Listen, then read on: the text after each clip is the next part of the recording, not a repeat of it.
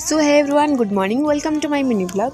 प्रथम ये गाधे पीधे बाबा को पूजा सारी देती ये रेडी होती कारण मत आज धबलेश्वर जावार I am so excited life रे फर्स्ट टाइम पे जाऊँगी कटक 2 वर्ष रहा भितर भी मुझे जाइनी ये इच्छा भी मोर आज पूरण होगला।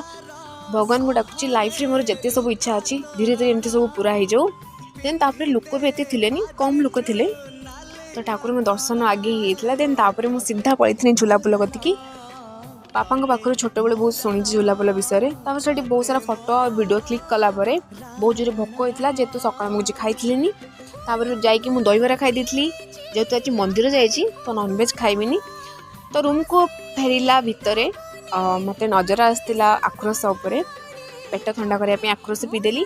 देन जाकि पूरा लंबा रेस्ट नेला मुझे 4टा बेले उठिकी मत कि कंटेंट वीडियो बनवार था तो ये नोज रिंगटा मुझे पिंधि खोजी खोजी पाइली।